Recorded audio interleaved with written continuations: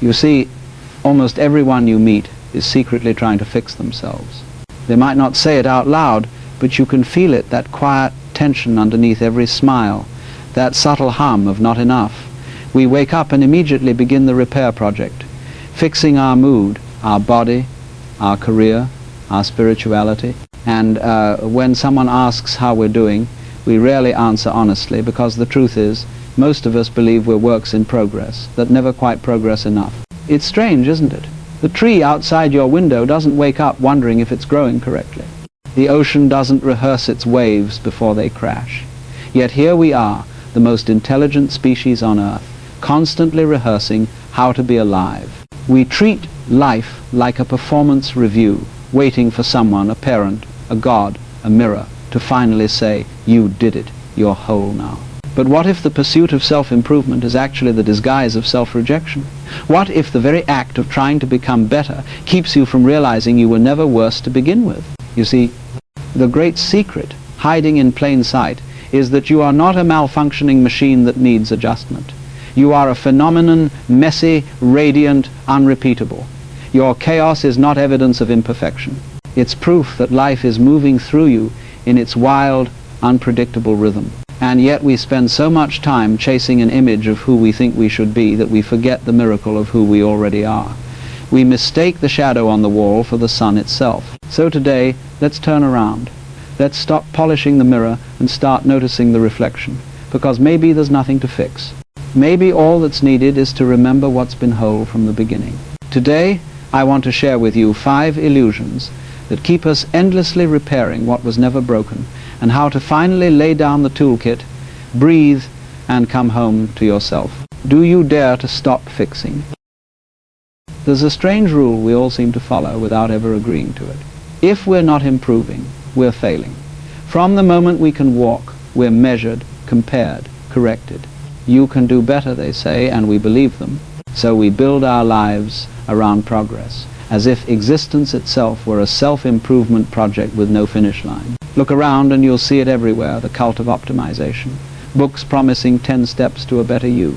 Apps that track our mindfulness. Watches that monitor our heart rate while we sit still. Even rest has become a task, another thing to master. We've turned peace into performance. I once knew a man who measured his days in accomplishments.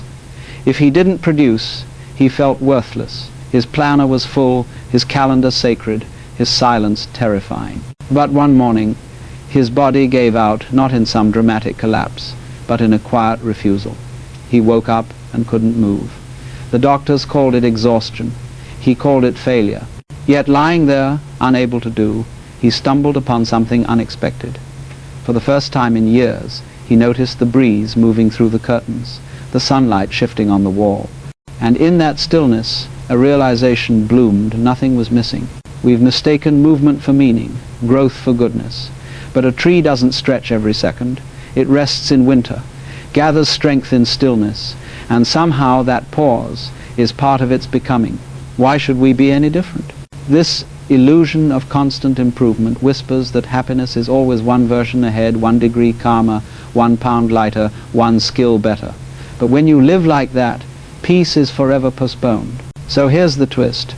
Real growth often looks like doing nothing at all, like breathing without a goal, like allowing yourself to exist without editing the moment. Try this. Take 1 day this week and do something completely pointless. Sit under a tree, watch the clouds, wander without destination. Notice how uncomfortable it feels, and then notice the small, quiet joy that follows when you stop resisting it. Because the truth is, life doesn't demand your improvement. It only asks for your participation. You're not here to become worthy of being. You're here to be, and that right now is already enough. Have you ever felt like you're standing just outside of life, watching it happen? As if the world is out there and you are somehow in here, peering through a window at everything you're supposed to be a part of. That quiet sense of distance, that subtle me versus it, that is the greatest illusion of all. We were taught to believe we are individuals, tiny bubbles of consciousness sealed inside skin, moving through a world of objects and others. But take a closer look. Where do you end and the world begin? The air that leaves your lungs in this moment becomes the breath of a tree. The sunlight you feel on your skin traveled millions of miles just to touch you, and now it's part of your warmth, your heartbeat, your thoughts. Are you the observer or the observed? It's like a wave, believing it's separate from the ocean. It may have its own shape, its own rhythm, its own brief existence, but the moment it forgets that it is the ocean, fear enters. It starts to worry about crashing, about disappearing, about not being enough. But when it remembers its source, the fear dissolves. The wave was never apart. It was always the ocean playing. I once watched a small child at the beach reach down to scoop a handful of water, shouting, "I caught the sea!" For a moment she really believed it. But as the water slipped through her fingers, she looked up wide-eyed at the horizon, realizing she could never hold the sea because she was inside it. That's what awakening feels like. The moment you realize you cannot grasp life because you are made of it. The separate self is an optical illusion created by language and thought. When the mind says I, it slices reality into fragments. But reality has no seams. There's no line where you stop and the wind begins. There's only one great movement happening, breathing, thinking, seeing, and it's all the same event. So the next time you feel small, close your eyes and notice your breath. Feel how the world breathes with you, in, out, a shared pulse. You are not a stranger here. You are, this place, momentarily aware of itself. And that realization alone is enough to end the loneliness. Somewhere along the way, we were each handed a costume. This one makes you lovable, they said. This one keeps you safe. And so we put it on. The costume might be called the good daughter, the responsible son, the strong one, or the funny friend. We wear it so well that after a few years we forget it's not skin, it's fabric. You can feel the weight of it when you try to rest. That quiet unease that whispers, don't drop the act. They might see the real you. And so we smile a little wider than we feel, nod a little longer than we agree, laugh at things that don't touch us because we've confused belonging with performance. There's a woman I once met who had perfected her role. She was accomplished, charming, endlessly agreeable. Everyone admired her, but when she was alone, she told me, "I can't remember what my real laugh sounds like." Years of wearing the costume had buried her spontaneous self beneath layers of politeness. Her body knew it too. Her shoulders ached from carrying an invisible script. The mind builds these masks for survival. As children, we learned that love was conditional. Behave this way and you'll be accepted. Hide that part and you'll be safe. But what keeps you safe at 5 years old becomes a prison at 35. The bars are invisible, but the confinement is real. Here's the strange part. The role itself isn't wrong. We all need masks sometimes. The teacher, the parent, the professional. The tragedy begins only when we forget that we're playing. The actor believes the mask is his face, and life becomes an endless rehearsal. So here's a gentle rebellion. For one day, speak without editing yourself. Laugh when you actually feel joy. Say no when you mean no. Let your silence be honest instead of polite. Notice how terrifying and freeing that feels. Because authenticity isn't something you perform. It's what remains when the performance ends. You were never meant to be perfect in your role. You were meant to be alive in your truth. The costume can still be worn, but only playfully now, like a child dressing up, knowing who they are beneath the mask. And when you remember that, you can finally breathe again. There's a quiet madness woven into modern life, the obsession with becoming successful, becoming spiritual, becoming healed, becoming enough. We live as if we're in transit to a better version of ourselves, always packing for a trip that never actually departs. Once I get there, we say, once I finish this course, this project, this phase, then I'll finally be whole. But have you noticed? There never arrives. The finish line moves every time you take a step. It's the mirage of the desert, promising water, delivering sand. And we keep running, thirsty, exhausted, certain that stopping would mean death. I once met a man who had turned enlightenment into a career. Retreat after retreat, teacher after teacher, he'd memorized every mantra, mastered every posture. He spoke of consciousness like an expert. But his eyes were restless, darting toward the next workshop flyer on the table. When I asked him what he was still seeking, he paused, almost startled, and whispered, "Peace." But peace had been sitting quietly next to him the whole time, waiting for him to stop looking elsewhere. The compulsion to become is just another disguise for fear, the fear that who we are right now might not be enough. The ego says, you're almost there, just a little more effort, a little more polishing. But here's the paradox. Every time you chase transformation, you reinforce the belief that you're broken. You can't run toward wholeness while running away from yourself. Imagine stirring a pond trying to make the water clear. The more you stir, the murkier it becomes. But when you stop, when you simply let the sediment settle, the clarity was there all along. That's what awakening really is, not an achievement, but a stillness that reveals itself when striving ends. So here's an experiment. Just for a day, let yourself be unfinished. Don't improve. Don't fix. Don't turn your feelings into lessons or your stillness into progress. Let life be exactly as it is, messy, unresolved, alive. Because the truth is, you were never meant to arrive. You were meant to unfold. And that unfolding doesn't happen by force. It happens when you finally realize there's nowhere to go because you've been home the whole time. There's a rhythm to life that doesn't come from effort, it comes from trust. You can hear it in the way the ocean breathes, in how a bird takes flight without a single thought about how to fly. Nature doesn't struggle to be itself. The tree doesn't plan its blossoms. The river doesn't force its flow. And yet, we, the most self-aware creatures on earth, spend our days trying to manage existence as if we were hired to run the universe. We call it discipline, productivity, purpose. But beneath all those noble words, there's often something quieter, fear. The fear that if we stop pushing, everything will collapse. The fear that if we relax, life won't catch us. I once knew a gardener who loved his flowers so much that he couldn't stop tending them. He watered them every hour, rearranged the soil, plucked imaginary weeds, and one day he woke up to find the plants yellowing. In his devotion to help them thrive, he had drowned their roots. He didn't understand that sometimes love looks like leaving things alone. Effortless being doesn't mean apathy. It means alignment. It means moving when movement arises and resting when stillness calls. It's not laziness, it's listening. When you stop forcing the current, you start to feel the current carrying you. Think about it. The heart beats without your instruction. The breath comes and goes on its own. The planets spin, the tides shift, the body heals, all without your interference. Life already knows how to live. It doesn't need your supervision. So, how do you live in this effortless rhythm? Start small. Replace one should with could.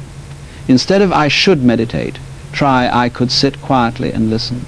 Instead of I should be productive, try I could simply be present. Notice the space that opens up when you remove the pressure. The paradox is that when you stop trying to control everything, things begin to flow with greater harmony. When you trust life enough to take a breath, life begins to breathe with you. Because you are not the doer of life, you are the happening of it. The same force that grows the trees and stirs the wind is moving through your veins right now. Let it move. Let it lead. That is the art of effortless being. There comes a moment quiet, unannounced, when the chase simply falls away. Not because you've reached the end, but because you finally realize there never was one. What you were seeking has been sitting silently behind your eyes the entire time. It's not an achievement, it's a remembering. Remembering that before anyone told you who to be, you already were. Before the stories of success and failure, before the mirror and the mask, there was just you breathing, curious, alive. That's the one you keep trying to get back to, the one who never actually left. We spend our lives collecting ourselves, titles, memories, opinions, as if identity were a trophy cabinet. But real awakening isn't about adding more, it's about taking off what was never truly yours. Like a pond that clears not by stirring, but by settling. When the water stills, what was hidden beneath becomes visible again. I once met a woman who told me she had lost herself after years of taking care of everyone else. I just want to feel like me again, she said. But when she stopped listing who she was supposed to be, mother, daughter, helper, healer, there was a long silence. In that pause, something soft appeared. Not an answer, not a definition, just a presence. That was her. She hadn't been lost, only covered. This is what remembering feels like. It's not a grand revelation, it's a gentle exhale. The recognition that you are not your noise, not your story, not your striving. You are the quiet awareness underneath it all, the space through which every thought, every feeling, every dream passes and dissolves. Try this. Sit somewhere still and do nothing, not as a task, not as meditation, but as an act of trust. Let the mind chatter and fade like waves returning to shore. In the silence that follows, listen for what remains, that soft hum of being that's you. That's the home you've been searching for in every accomplishment, every love, every prayer. You see, enlightenment isn't about becoming divine. It's about remembering you already are. The forgetting was part of the game, and now the remembering is the way home. Not forward, not upward, but inward, always inward. When the striving quiets, something remarkable begins to reveal itself, not in a flash of enlightenment, but in the ordinary rhythm of being alive. You notice how peaceful the world can feel when you're not constantly measuring it. The same morning light, the same cup of tea, the same passing conversation, suddenly they shimmer with an almost unbearable simplicity. Nothing has changed, yet everything feels different. Why? Because you are no longer divided against yourself. For most of our lives, we walk around like broken mirrors, seeing only fragments. This part I like, that part I reject. We polish one side and hide the cracks on the other. But what if the cracks aren't flaws? What if they're how the light gets in? You see, wholeness isn't something you create.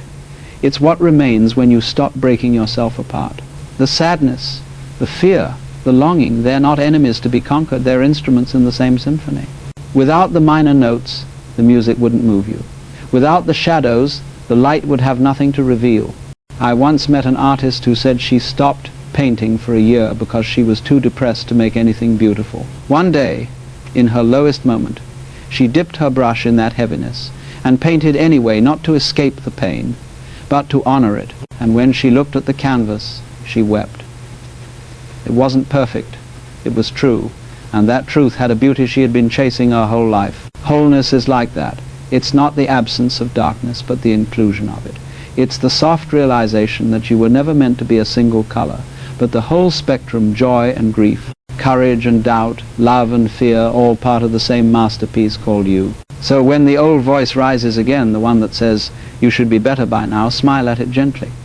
It's just another note in the song. You don't need to silence it. You just need to hear it as part of the harmony. Because beneath all the noise, beneath every story, every role, every striving, there's a stillness that has never been broken. That stillness is who you are. It always was, it always will be.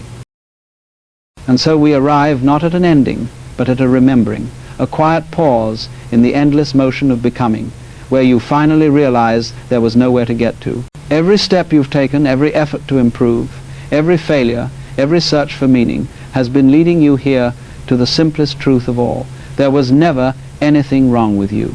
You were never broken, never unfinished, never missing some essential piece. You've just been busy trying to earn what was freely given from the very beginning, your own existence. The river never worries about how to flow. The stars don't apologize for burning. Why should you? Look back at your journey, all the costumes you wore, the masks you believed were your face, the endless projects of self-fixing and self-becoming. Each one was beautiful in its own way because it taught you what doesn't need to be fixed. You weren't wasting time, you were waking up. And maybe that's the quiet punchline of all spiritual seeking, the cosmic joke that makes you both laugh and cry when you finally get it. You've been chasing the horizon while standing on it the whole time. So let this be your invitation to stop searching and start seeing, to stop performing and start being, to breathe, not as a technique, but as a homecoming, the breath of the world moving through you, reminding you that you and it were never two. You are not a project, you are a poem. You are not a task to complete, you are a melody. Life hums to itself for the sheer joy of sound. So take a deep breath. Feel the weight of this moment, raw and unpolished. This, exactly as it is enough. You are enough. You always were. Because you are not the one trying to become awake, you are awakening itself. The silence behind the thought, the sky behind the clouds, the stillness that holds every storm. So today, let one thing go, just one. The need to be fixed. The moment you do, you'll feel it, a small, impossible freedom unfolding quietly inside your chest. The door was never locked. You've been home all along.